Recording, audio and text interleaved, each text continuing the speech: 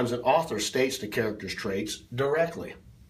Another character in a story can also tell the reader what a character is like.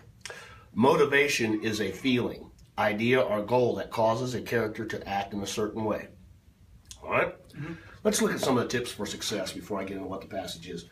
You're going to look for objectives and tell what the character is like. Decide what a character's words or actions say about him or her.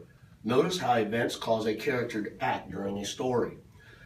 In this passage from Anne of Green Gables by L.M. Montgomery, the main character, an orphan named Anne, is driving to her new home in a horse and carriage.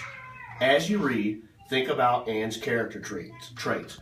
Please read out loud. Okay. Go ahead. She came out of her reverie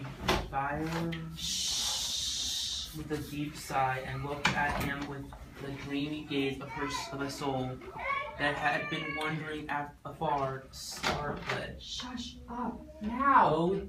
Oh, Mr. Cuthbert, she whispered. That place we came through, the white place. What was it? Well, now you must mean the avenue, said Matthew, after a few moments' profound reflection.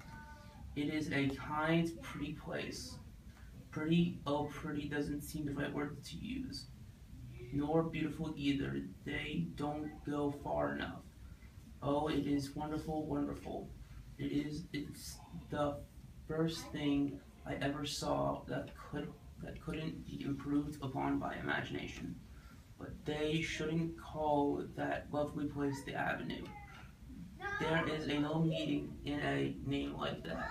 They should call it, let me see, the White Way of the White. This isn't that a nice, imaginative name?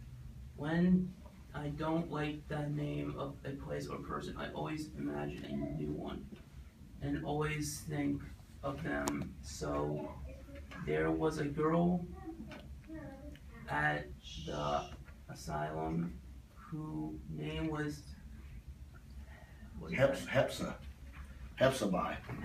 Jenkins, but I always imagined her as Roselia DeVere. Okay. Go ahead and read this question. Based on the passage, which statement best describes Anne? Okay, let's look at A. She is anxious to impress adults. Okay, what's B say? She is unable to accept the ugliness that is part of reality. What's C say? Her deep feeling for beauty and romance inspires her. And what's D say? She is very impractical and lives in a dream world. All right. You want to read those again to yourself before you make a decision? Yeah. Go ahead, read them again. And you can read the question again to yourself. If you need to reread the passage or read any parts of the passage again, go ahead. This is a specific question about what describes the main character in this passage.